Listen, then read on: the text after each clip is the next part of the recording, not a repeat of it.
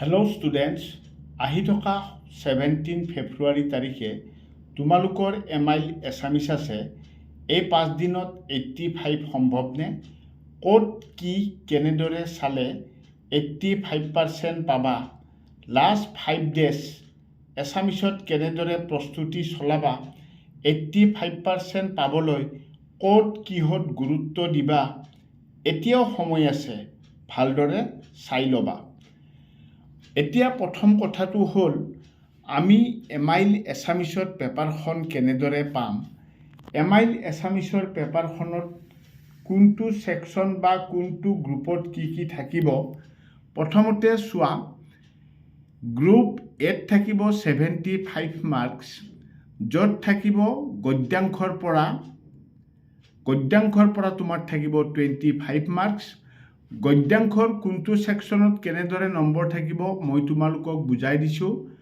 উদ্যোগী সৌবাহা ভাৰতীয় সংস্কৃতি, অসমৰ জনগোষ্ঠীৰ গাঁথনি আৰু সংস্কৃতি, এই তিনিটা লেচন মিলি 10 মাৰ্কছ থাকিব।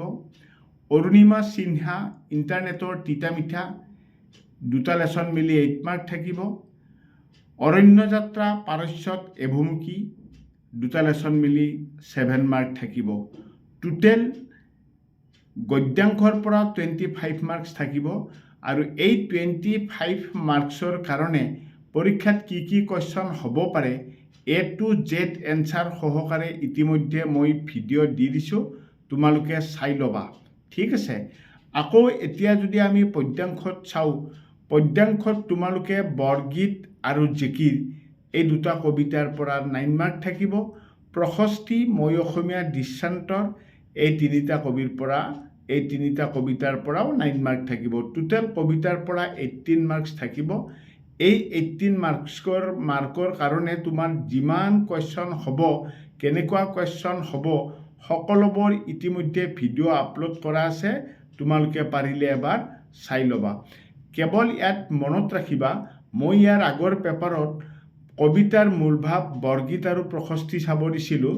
তোমালোকে বৰগীতটো নাচালেও হ'ব, জিকিৰো নাচালেও হ'ব, তোমালোকে কবিতাৰ মূলভাৱ চাবা, প্ৰশস্তি আৰু দৃষ্টান্তৰ।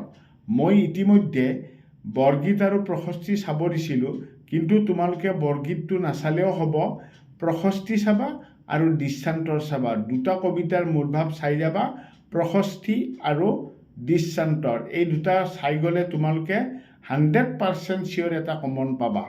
ঠিক আছে। এতিয়া গদ্যাংশ প্লাছ পদ্যাংশ দুটা মিলি 25 plus 18 is equal to 43 marks ইতিমধ্যে আমাৰ গ'ল। এতিয়া আমি চাওঁ আহা নেক্সট পেজত আৰু কি চাব লাগিব। নেক্সট পেজত চোৱা, গ্ৰুপ এতে আৰু আমি কি চাব লাগিব। আমাৰ ব্যাকৰণ অৰ্থাৎ গ্ৰামাৰ খণ্ড আহিব 10 মাৰ্কছ। গ্ৰামাৰত কি থাকিব চাই লোৱা। সমাৰ্থক শব্দ চাবা, প্ৰত্যয়, বিপৰীত শব্দ, সমাস, সন্ধি, এটা শব্দত প্ৰকাশ কৰা, নত্যবিধি, সত্যবিধি, জতুৱা ঠাঁচ, যতি চিহ্নৰ ব্যৱহাৰ, বাক্য পৰিৱৰ্তন, সৰল, যৌগিক, জটিল। এই 10 মাৰ্ক থাকিব তোমাৰ গ্ৰামাৰ। এই 10 মাৰ্কৰ কাৰণে A to Z video' already upload কৰা আছে, তোমালোকে চাই ল'ব পাৰিবা। তাৰে পিছত গ্ৰুপ এত আকৌ এটা বস্তু আহিব, আবেদন প্ৰতিবেদন বা ভাৱ সম্প্ৰাসৰণ। তাৰমানে তোমাৰ আবেদনো দিব পাৰে, আবেদন নিদিলে প্ৰতিবেদন দিয়ে। ইয়াৰ লগত থাকিব ভাৱ সম্প্ৰাসৰণ কৰা। তোমালোকে আবেদনখনেই লিখিবা, আবেদন বা প্ৰতিবেদন যি দিয়ে সেইটো সহজ হয়। আৰু আবেদন প্ৰতিবেদন কি চাব লাগে ইতিমধ্যে ভিডিঅ' দিয়া আছে, সেইটো চালেই তোমালোকৰ কমন পৰিব 4 মাৰ্কছ। ৰচনা এখন আহিব 8 মাৰ্কছ, গ্ৰুপ এতে আহিব। তো ৰচনা কি চাব লাগে ইতিমধ্যে ৰচনাৰ কাৰণে বা এছেৰ কাৰণে ভিডিঅ' অলৰেডি আপলোড কৰা আছে, তোমালোকে চাই ল'বা। দ্ৰুতপাঠ বৈচিত্ৰ্যময় অসমৰ পৰা 10 মাৰ্ক থাকিব। মই ভিডিঅ' এটা দিছিলোঁ, মাত্ৰ 3টা কুৱেশ্যন দিছোঁ এনচাৰ সহকাৰে। সেই 3টা কুৱেশ্যন চালেই তোমালোকে বৈচিত্ৰ্যময় অসমৰ পৰা 10 মাৰ্কছটো পাই যাবা। এতিয়া গ্ৰুপ এৰ আমাৰ অল টোটেল 75 মাৰ্ক ক'ত কেনেদৰে আহিব মই তোমালোকক ক'লোঁ। এতিয়া গ্ৰুপ বিত চোৱা তোমালোকে বিভাগ খ, ইয়াৰ পৰা থাকিব তোমালোকৰ 25 মাৰ্ক।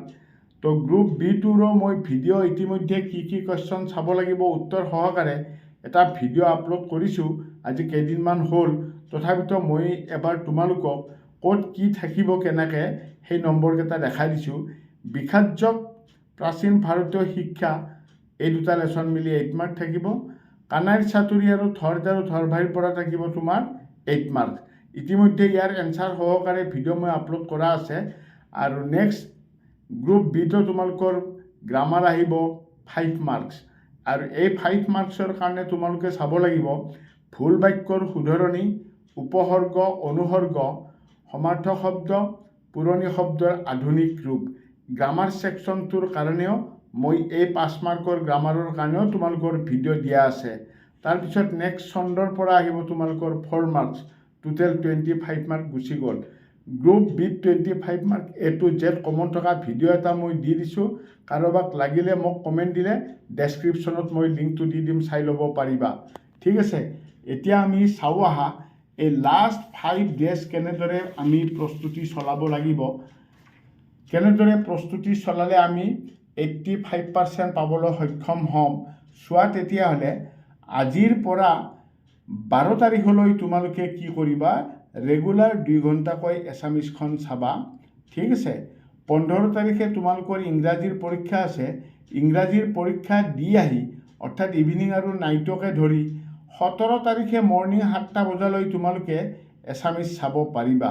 ঠিক আছে, পঢ়াৰ সময়ত তোমালোকে এখন চিলেবাছ টাইপত বনাই ল'বা। অৰ্থাৎ কোনদিনে কি পঢ়িবা তোমালোকে ধৰি ল'বা যে আজি মই কবিতা খণ্ড পঢ়িম, কালি মই গল্প খণ্ড পঢ়িম, ব্যাকৰণ খণ্ড বা গ্ৰামাৰ ছেকশ্যন পঢ়িম, বোলে পৰহি মই গ্ৰুপ বি পঢ়িম। তোমালোকে নিজেই তাৰমানে এখন চিলেবাছ টাইপত বনাই ল'বা। এদিন তোমালোকে ৰচনা বা আবেদন চাবা, আন এদিন তোমালোকে বৈচিত্ৰ্যময় অসমখন চাবা। তো গতিকে এনেকুৱাভাৱে নিজৰ মতত চিলেবাছ টাইপত এখন তোমালোকে বনাই লৈ ষ্টাডি কৰিবা ৰেগুলাৰ 2 ঘণ্টা কৰি 12 তাৰিখলৈ। ঠিক আছে, তাৰে পিছত ইংৰাজীৰ পৰীক্ষা দি অহাৰ পিছততো তোমালোকে সিদিনাখনেই ইভিনিং পাবা, নাইট পাবা। তাৰপিছত 16 তাৰিখেও পাবা, 17 তাৰিখে মৰ্ণিং টাইমো কিছু সময় পাবা তোমালোকে। তো গতিকে ভালেখিনি তোমালোকে সময় পাবা। তাৰে পিছত আৰু এটা বস্তু চাই লোৱা তোমালোকে, যিহেতু এছামিছত MCQ নাথাকে, গতিকে গ্ৰুপ A আৰু গ্ৰুপ B দুয়োটা খণ্ড গুৰুত্ব সহকাৰে তোমালোকে ল'ব লাগিব। তাৰোপৰি শ্বৰ্ট কুৱেশ্যনৰ লগতে ব্যাকৰণ অৰ্থাৎ গ্ৰামাৰ খণ্ডত তোমালোকে ভালদৰে গুৰুত্ব দিবা, তেতিয়াহে ভাল নম্বৰ পাবা। ঠিক আছে, মই NB বুলি এটা নোট দিছোঁ, তোমালোকক চাই লোৱা। MIL এছামিছত বিধে বিধে A to Z video' upload কৰা আছে।